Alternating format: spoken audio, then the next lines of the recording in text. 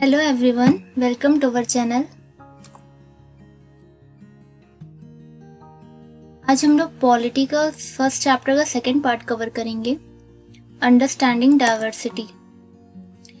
Recap देख लेते हैं। हम लोग ने लास्ट लेक्चर में understanding diversity, making friends, what does diversity add to our lives, diversity in India, ये 4 टॉपिक्स हम लोग ने अच्छे से समझे थे। जिसमें अंडरस्टैंडिंग डाइवर्सिटी में टाइटल समझा था, मेकिंग फ्रेंड्स में हम लोग ने दो बच्चों की स्टोरी पढ़ी थी जिसमें 2 लोग एक दूसरे के फ्रेंड्स बनते हैं। What does diversity add to our life, इसमें हम लोग ने ये पढ़ा था कि डाइवर्सिटी हमारी लाइफ में क्या लाती है और इनइक्वालिटी क्या करती है और डाइवर्सिटी क्या करती है, डाइवर्सिटी इन इक्वालिटी में क्या फ़र्क है, ये सब पढ़ा था। डाइवर्सिटी इन इंडिया को हम लोगों ने शॉर्ट में ब्रीफ एक डिस्क्रिप्शन पढ़ा था जिसमें उन्होंने ये समझा था कि इंडिया में फूड, लैंग्वेजेस, कल्चर, रिलीजन, इन सब के अकॉर्डिंग बहुत ज़्यादा डाइवर्सिटी है। अब इसको आज डिटेल में कवर करेंगे। तो हमारा फर्स्ट ऑब्जेक्टिव का फर्स्ट टॉपिक हमारा डाइवर्सिटी इन इंडिया रहेगा। उसके बाद how do we explain diversity, historical and geographical factors influence the diversity in region and unity in diversity, ये लास्ट रहेगा। ठीक है, तो चलिए स्टार्ट करते हैं। यहाँ तक हम लोग ने पढ़ा था डाइवर्सिटी इन इंडिया। आज हम लोग ये स्टार्ट करते हैं, how do we explain diversity. ये जो हम लोग ने बात की थी डाइवर्सिटी इन इंडिया में कि मतलब फूड, कल्चर और हमारे जो फेस्टिवल सेलिब्रेट करने के जो तरीके होते हैं और जो हमारे बैकग्राउंड होता है, रीजन, जहाँ अलग अलग रीजन से हम लोग आते हैं, तो ये सब चीज़ें, हमारी लैंग्वेजेस, ये सब डिफरेंट एकदम होती हैं। तो इनको हम लोग डिटेल में समझेंगे और तब हम लोग को समझ में आएगा कि डाइवर्सिटी ये लाइफ में होना अच्छा है या नहीं। तो इस चीज़ को समझेंगे। How do we explain diversity, इसके अंदर सबसे पहले इन्होंने ये बात कही है कि पुराने ज़माने में बहुत 100 साल पहले क्या होता था कि जब इन्वेंशन ज़्यादा पीक पे नहीं थे हमारे यहाँ, तो ना बसेस थी, ना कार थी, ना एरोप्लेन था, ना टैक्सी, मतलब कुछ इस टाइप का कोई भी व्हीकल नहीं था, कोई भी कन्वेंस नहीं होता था जिससे हम लोग एक प्लेस से दूसरे प्लेस पे ट्रैवल कर सकें, दूर वाले प्लेसेस पे जा सकें।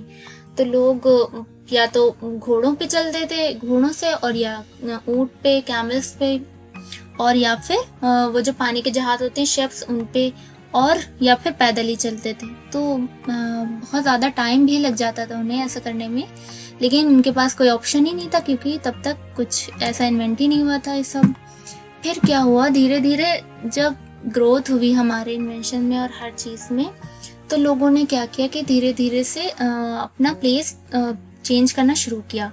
अच्छा, प्लेस चेंज क्यों करते हैं, अपना रहने की जगह क्यों चेंज करते हैं, ये इसके पीछे भी कई सारी वजह हैं, जिनमें से एक तो बहुत ज़्यादा इम्पोर्टेंट ये वजह है कि लोग जब स्टार्टिंग में आके रहे हैं तो वहाँ पे उन्होंने ये देखा कि कहाँ पे रिवर है, जहाँ पे रिवर रही वहाँ पे वो रहने लग गए। तो ऐसे करके वो रहते थे, जहाँ पे उन्हें खाने का मिला या जहाँ पे फूड उन्हें प्रॉपर मिल जाता था आसानी से, तो वहाँ पे वो रहने लगे, सेटल हो गए ग्रुप्स बनाकर। तो इस तरह से वो रहते थे। लेकिन आगे क्या हुआ कि जब जैसे ऐसी सिचुएशन आ जाए, जैसे ड्रॉट की सिचुएशन आ जाए, तो अब सूखा पड़ गया, तो अब उनको जगह चेंज करनी पड़ेगी। तो इस तरह से ट्रैवलिंग स्टार्ट हुई। और दूसरा एक रीज़न ये है कि जो ट्रेड, फिर वो लोग काम करने लगे, तो ट्रेड के लिए उनको इधर से उधर जाना पड़ा। तो ये सब बहुत सारे वजह रही जिनकी वजह से वो एक प्लेस से दूसरे प्लेस रहे। इसमें पढ़ लेते हैं। Because it took so long to travel, once they got to a place, people stayed there often for a long time. Many other left their homes because there were famines and drought and they could not get enough to eat. Eat के लिए भी some went in search of work while other left because there was a war.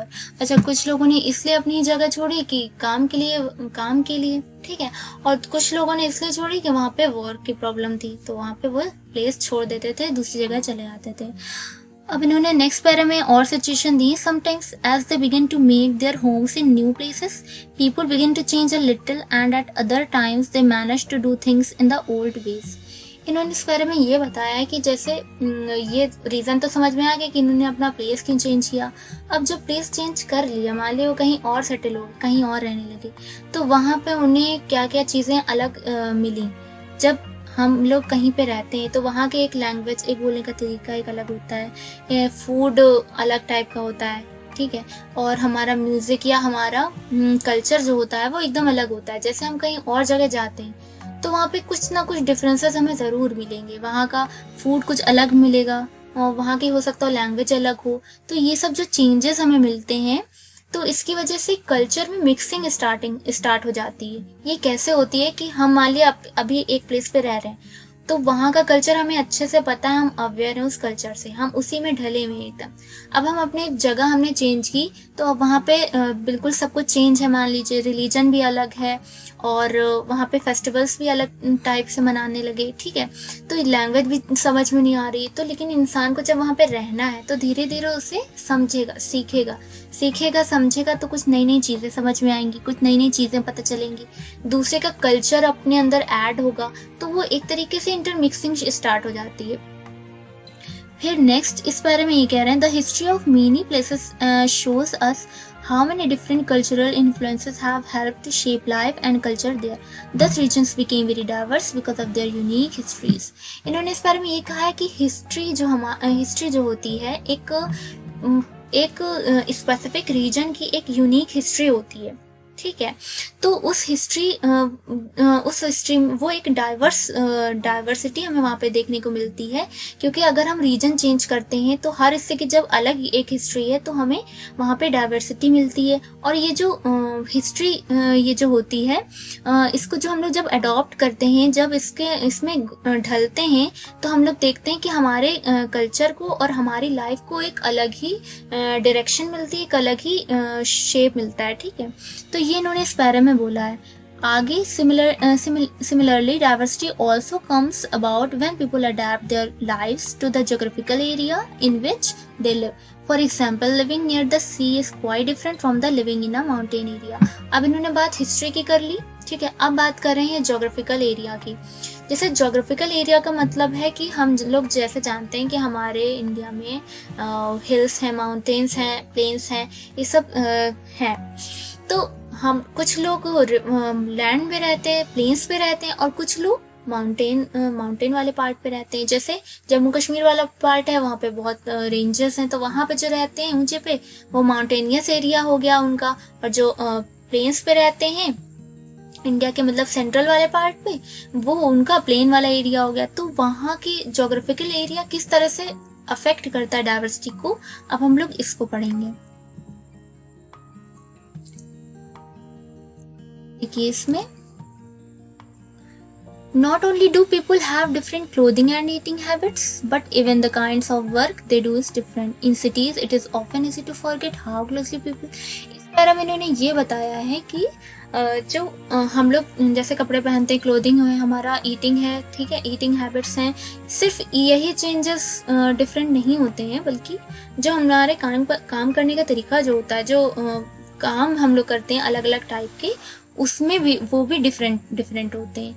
अब जैसे देखते हैं कि आगे इन्होंने ये बताया कि जैसे जो सिटीज़ में रहते हैं तो वो लोग विलेज के कंपैरिजन में इन्होंने कंपैरिजन कर लिया है कि सिटीज़ के जो लोग होते हैं वो ज़्यादा टाई अप नहीं होते अपनी सराउंडिंग से, जो उनकी सराउंडिंग है। इसको एक एग्जाम्पल के थ्रू समझेंगे कि जैसे मान लिए एक ह्यूमन है, वो हमारी सिटी में रह रहा है, और एक है जो विलेज में रह रहा है। तो क्या होता है कि विलेज वाला जो होता है वो अपनी सराउंडिंग, अपना एरिया जो होता है वो छोड़ के नहीं जाना चाहता है कहीं और। क्यों? क्योंकि उसके पीछे वजह होती है, उसके पीछे ये वजह होती है क्योंकि वो उसके खेत होते हैं, वो वहाँ पे अपने ग्रेन्स जो होते हैं वो ग्रो करवाता है, वेजिटेबल्स वहाँ से उसे मिलती हैं खेतों से, तो वो सब कुछ अपना उसका वहीं पे वर्क होता है पूरा। तो वो उसी को जो है उसी को यूज करके अपनी जिंदगी बिताता है। लेकिन जो सिटीज में जैसे होते हैं तो वो अपने सराउंडिंग से जहाँ पे रहते हैं इसलिए ज्यादा जुड़ नहीं पाते हैं, क्योंकि सब कुछ मार्केट में मिलता है, मार्केट में जाइए जो भी चाहिए खाइए, तो उनको एक जगह रहने की कोई वही नहीं होती है कि हम यहीं पे रहें, हम यहाँ से हट नहीं सकते हैं, हम कहीं और जा नहीं सकते, तो इस तरह की प्रॉब्लम ही नहीं होती। तो इस तरह जो वो एक क्लोज रिलेशन होता है ना एक अपनी सराउंडिंग से, तो वो सिटीज़ में जो लोग रहते हैं तो उनमें ज़्यादा नहीं होता है, विलेज वालों में ज़्यादा होता है, ये इन्होंने बताया है। नेक्स्ट में let us try to understand what we mean when we say that historical and geographical factors influence the diversity of a region. We can do this by reading about life in two different parts of the country, Kerala and Ladakh. अब इन्होंने देखिए क्या किया है कि इन्होंने दो example लेकर बताएंगे। जैसे अभी तक इन्होंने हिस्ट्री बता दी और ज्योग्राफी बता दी कि किस तरह से फैक्टर्स हमारे वर्क करते हैं, के डाइवर्सिटी पे। लेकिन अब इसको समझने के लिए हम दो एग्जाम्पल लेंगे, दो स्टेट लेते हैं अपनी इंडिया की। एक ये लद्दाख लेते हैं, जो ये पूरी ये जम्मू कश्मीर था लेकिन डिवीजन अभी हुआ है, तो इसको यूटी, इन दोनों को यूटी बना दिया गया है। ये लद्दाख है और ये जम्मू कश्मीर है। और इधर हम साउथ में केरला लेंगे, तो इन दोनों के हम देखेंगे क्योंकि ये नॉर्थ में एकदम और ये साउथ में, तो इन दोनों में देखेंगे कि डाइवर्सिटी किस तरह से इफेक्ट कर रही है, किस तरह से ये हिस्टोरिकल और ज्योग्राफिकल फैक्टर्स अफेक्ट कर रहे हैं। तो इन दोनों को हम लोग समझेंगे। अब ये जो इमेज आपको दिख रही है ये लद्दाख की है, डिजर्ट ऑफ लद्दाख, ठीक है। तो ये बैरन है, बैरन मीन्स होता है कि जहाँ पे खेती ना की जा सके, ड्राई लैंड है, ठीक है, ड्राई बैरन लैंडस्केप। यहाँ पे अब हम देखते हैं Ladakh is a desert in the mountains in the eastern part of the Jammu Kashmir. Ladakh हमारे जम्मू कश्मीर की ईस्टर्न पार्ट में है। ईस्ट इधर होता है, वेस्ट इधर होता है, नॉर्थ और साउथ। तो जम्मू कश्मीर के ईस्ट में लद्दाख है। Very little agriculture is possible here since this region doesn't receive any rain and it's covered snow.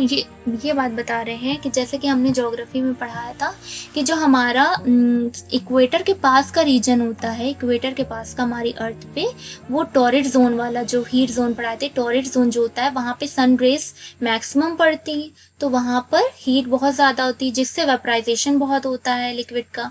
तो जब वेपराइजेशन होता है, क्लाउड्स फॉर्मेशन होते हैं, तो बारिश ज़्यादा होती। तो इसीलिए जो हमारा टॉरिड जोन वाला पार्ट था वो हमारा क्या था, बायोडाइवर्सिटी रिच था। और जैसे जैसे हम लोग नॉर्थ पोल्स की तरफ जाते जाएंगे, चाहे नॉर्थ जाएं चाहे साउथ पोल जाएं, हमारा डाइवर्सिटी जो है वो कम होती जाएगी। तो क्यों? क्योंकि वहाँ पे बारिश नहीं होती है, क्योंकि वहाँ पे सन रेजेस स्लैंट पड़ती हैं, एकदम तिरछी पड़ती हैं, तो वहाँ पे इतनी हीट नहीं होती, जिस वजह से वहाँ पे बारिश हो। तो वही वजह है कि यहाँ पे ये इतनी ऊंचाई पे हैं, ये सब यहाँ पे माउंटेन रीजेस हैं, पीक्स हैं, इतना ज़्यादा ऊंचाई पे है कि यहाँ पे ठंडक रहती है, स्नो रहती है साल भर, और यहाँ पर बारिश नहीं होती है। अब बारिश नहीं होगी तो वहाँ पे एग्रीकल्चर पॉसिबल ही नहीं है, और वहाँ पे कुछ होते भी हैं तो बहुत मतलब अलग टाइप के वो ट्रीज होते हैं, देखे होंगे मूवीज में, बिल्कुल नुकीले टाइप के होते हैं उनके टॉप, तो उस टाइप के होते हैं। फॉर ड्रिंकिंग वाटर यहाँ पर क्या होता है कि लोग जो होते हैं पीने का पानी के लिए वेट करते हैं, जो समर मंथ आ जाएंगे तब वो लोग स्नो जो होगी वो मेल्ट होगी, तो वो लोग कलेक्ट करके रख लेते हैं।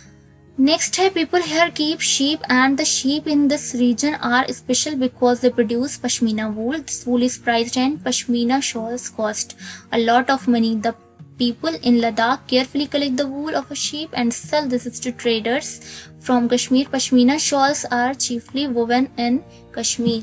यहाँ पे बहुत ही इम्पोर्टेंट पॉइंट है कि जो यहाँ पर जो ट्रेड, जहाँ पे काम जो होता है वो शीप एनिमल यहाँ पे बहुत होता है, तो उसका क्या होता है, वूल आप लोग को पता है कि किसके लिए काम करता है, शॉल के लिए, ठीक है। यहाँ पे ठंडक भी बहुत पड़ती है, तो वो लोग क्या करते हैं, पश्मीना वूल से शॉल बनाते हैं, पश्मीना शॉल बनाते हैं, और उसका ट्रेड करते हैं, ठीक है, उसको बेचते हैं। और यहाँ पर जो फूड का, अब यहाँ पे फूड की बात हो रही है, फूड यहाँ पर मीट और मिल्क प्रोडक्ट्स चलते हैं, जैसे चीज़ है, बटर, ये सब खाया जाता है। गोट्स होती हैं सबकी अपनी अपनी, ठीक है, काउज है, डिसोज है, ये जो याक होती है।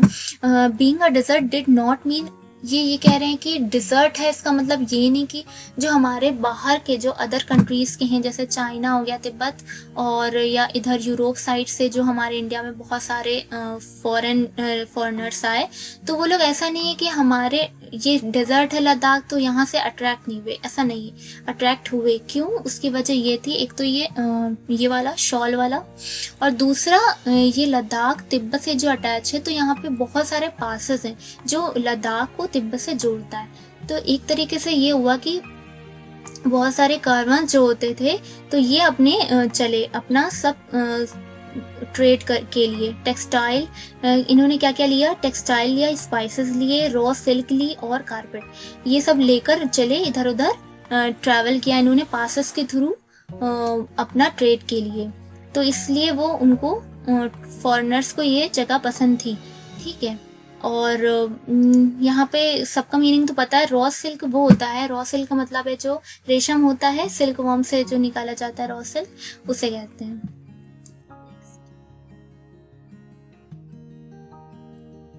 देखिए अब बात आती है, अभी तक हम लोगों ने फूड पढ़ लिया, वहाँ का एनवायरनमेंट पढ़ लिया, सब पढ़ लिया। अब हम लोग यहाँ पे बात करेंगे कि यहाँ का रिलीजन कैसा था। तो बुद्धिज्म, अब जाहिर सी बात है यहाँ पे तिब्बत अटैच हो गया है, बुद्धिज्म होगी, ठीक है। तो बुद्धिस्ट यहाँ पे काफ़ी थे और लद्दाख को लिटिल तिब्बत भी कहा जाता है। यहाँ पे इस्लाम जो रिलीजन है वो बहुत 400 साल पहले से, उससे पहले से था। तो यहाँ पे बहुत ज़्यादा मुस्लिम्स पॉपुलेशन थी। और यहाँ कुछ सॉन्ग था, एक सॉन्ग था बहुत ही यहाँ का फेमस, तिब्बतन नेशनल एपिक केसर सागा नाम था। केसर सागा नाम था जो सॉन्ग था, जिसको ये लोग गाते थे मुस्लिम और बुद्धिस्ट मिलकर।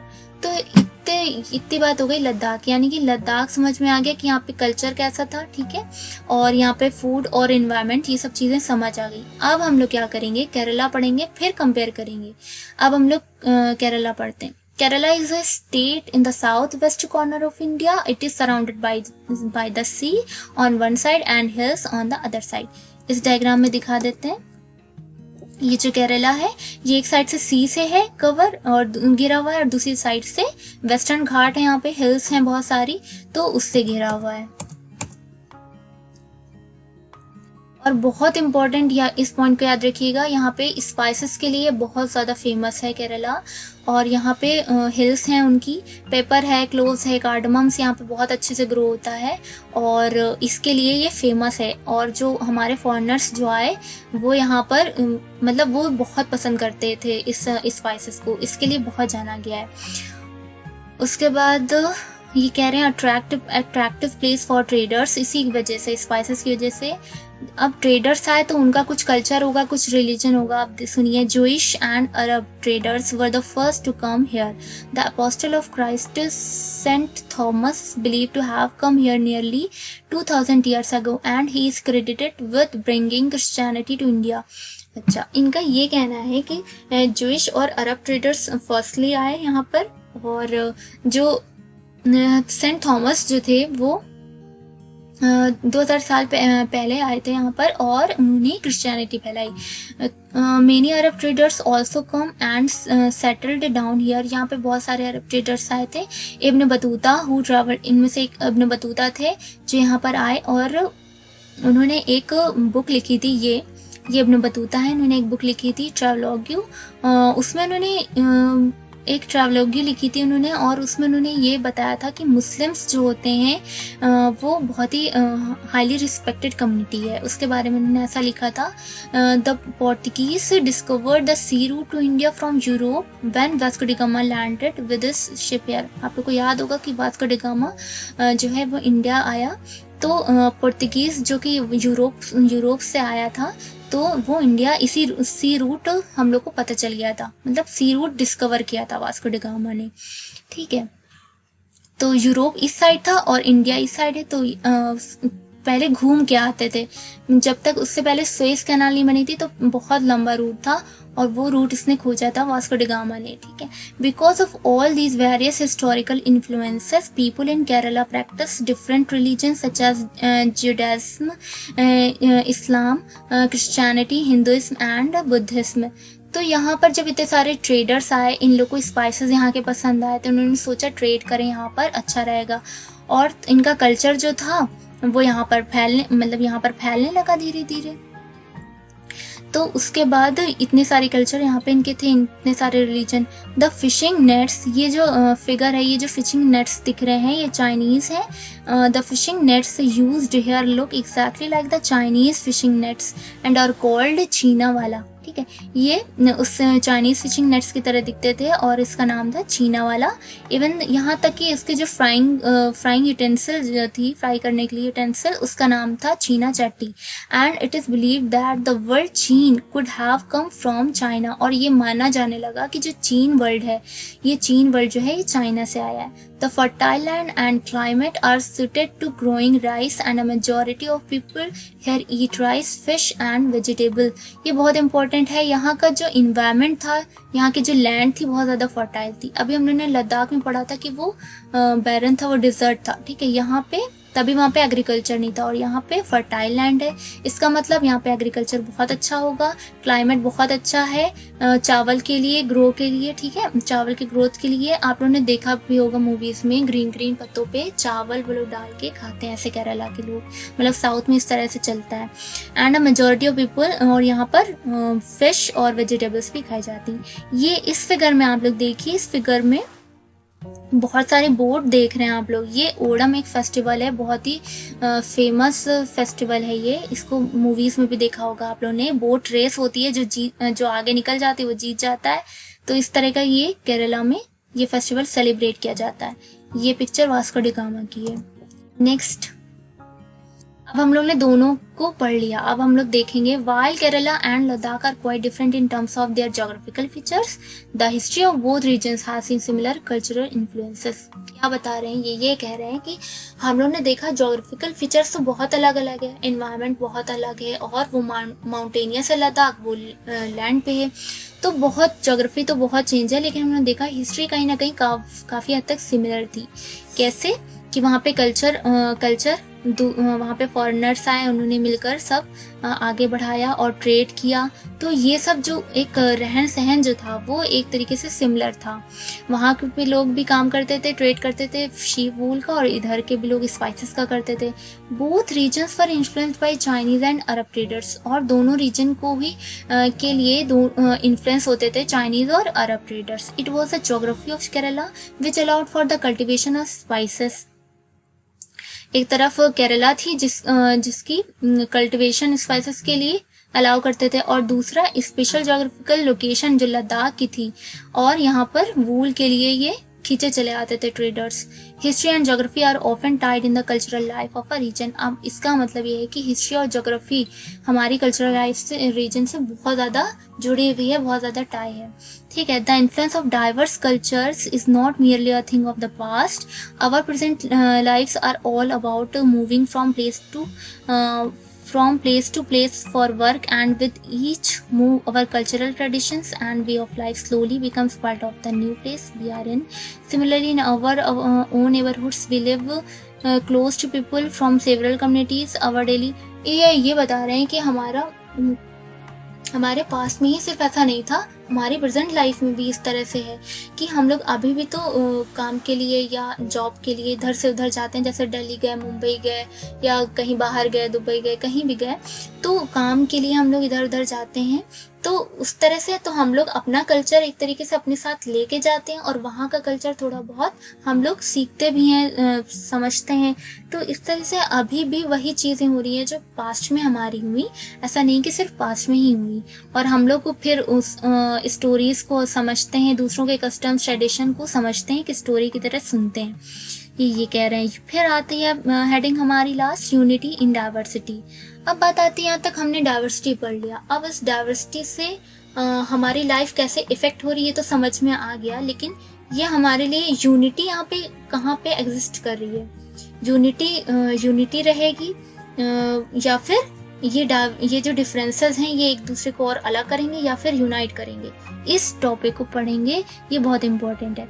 India's diversity has always been recognized as a source of its strength. When the British ruled India, women and men from different cultural, religious and regional backgrounds came together to oppose them. India's freedom movement had thousands of people of different backgrounds in it. They worked together to decide joint actions. They went to jail together and they found different ways to oppose the British. बहुत ही important बात यहाँ पे इस बारे में कही गई है. इन्होंने ये कहा है कि हमारी जो डाइवर्सिटी है ये हम लोग को ये समझ में आया कि हमारी स्ट्रेंथ है, एक तरह की एक स्ट्रेंथ है. कैसे समझ में आया? जब ब्रिटिशर्स ने यहाँ पे रूल किया, हमारे इंडिया पे रूल किया, तब हमें समझ में आया कि ये डाइवर्सिटी हमारी कमजोरी नहीं बल्कि हमारी पावर है, हमारी स्ट्रेंथ है. तो कैसे? क्योंकि डिफरेंट कल्चर के, डिफरेंट रिलीजन के, डिफरेंट अलग अलग जगहों के लोगों ने, मेन हो चाहे वुमेन हो, क्या किया कि सब एक साथ मिले, एक्शन, जॉइंट एक्शन किए, स्ट्राइक्स की, प्रोटेस्ट किए और मतलब यहाँ तक कि जेल भी गए, क्योंकि रूल तो ब्रिटिश का था, जेल भी गए इस वजह से. लेकिन सब साथ में रहे, एक ताकत बनकर रहे और ब्रिटिशर्स को यहाँ से हटा दिया और इंडिया को फ्री कर दिया. Interestingly the British thought they could divide Indians because they were so different and then continue to rule them. Britishers की यही गलती थी, जो वो लोग ये सोचते थे कि हम लोग ने डिवाइड कर दिया है, इन लोगों को एक दूसरे के खिलाफ भड़का दिया है और अब हम लोग यहाँ पर आराम से रूल कर सकेंगे. लेकिन ये उनकी गलती थी कि वो समझ नहीं पाए कि हम लोग जब एक हो जाएंगे तो क्या होगा. तो वही हुआ कि जैसे ही जब स्टार्टिंग में उन्होंने यही किया, इसी तरह से उन्होंने रूल करना शुरू किया, अलग अलग किया सबको. लेकिन लास्ट में क्या हुआ कि जब यहाँ के लोग समझ गए कि ये क्या हो रहा है और सबके साथ गलत सलूक होने लगा, तो सब लोग एक हुए, चाहे कोई भी धर्म हो, चाहे कोई भी जेंडर हो, कुछ भी हो, सब लोग एक हुए और ब्रिटिशर्स के खिलाफ उन्होंने एक्शंस लिए. तो फाइनली यहाँ पर But the people showed how they could be different and yet be united in their battle against the British. ये बहुत important है कि भले वो डिफरेंट हों, हम लोग पीपल जितने भी डिफरेंट हों, लेकिन हम लोग ने ब्रिटिश के खिलाफ एकदम फिर भी हम लोग ने एकदम यूनाइट होकर उन लोग के खिलाफ लड़ा, एक्शन लिया.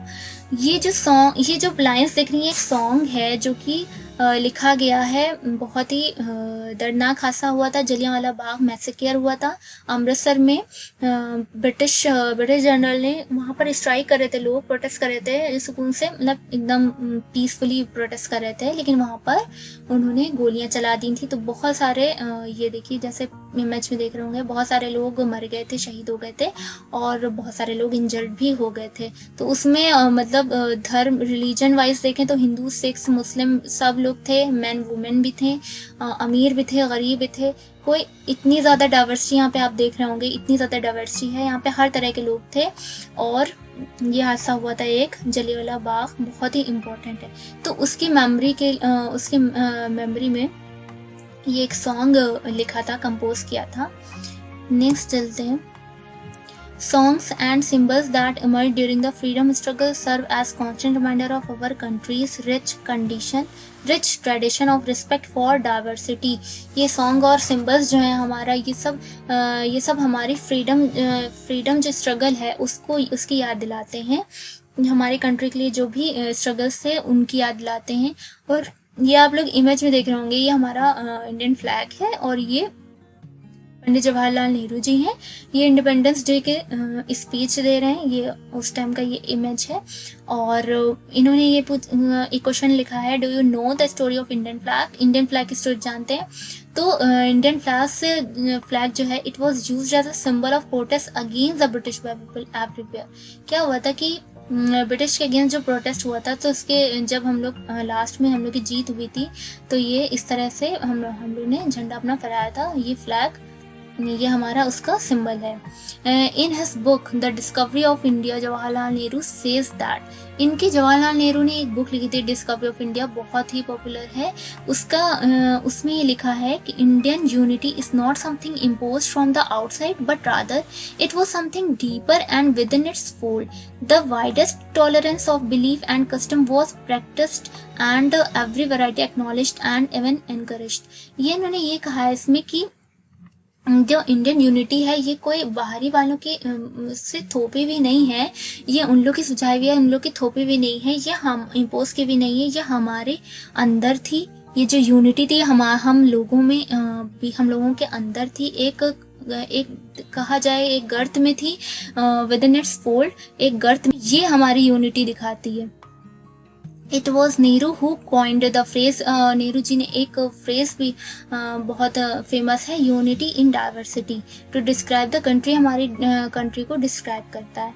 अच्छा, अब ये जो ये लिखा हुआ है India's national anthem, national anthem जो कंपोज किया गया, ये क्वेश्चन बहुत आता है, नेशनल एंथम जो कंपोज किया गया है ये रविन्द्रनाथ टैगोर जी के द्वारा किया गया है, उन्होंने कंपोज किया था। तो हमारा ये चैप्टर फर्स्ट पॉलिटी का यहीं पे फिनिश होता है। इसका फर्स्ट पार्ट आप लोगों को डिस्क्रिप्शन में मिल जाएगी लिंक, और साइंस, मैथ्स, हिस्ट्री, ज्योग्राफी सबकी लिंक्स आपको इसके डिस्क्रिप्शन में मिल जाएगी, और आप लोग वहाँ से विजिट कर सकते हैं। आप लोग को अगर चैनल ये अच्छा लगे, हम लोग को पढ़ाने का तरीका अच्छा लगे, तो प्लीज़ शेयर कीजिए, लाइक कीजिए, और कोई भी क्वेरीज हो तो कमेंट बॉक्स में कमेंट कीजिए। Thank you so much.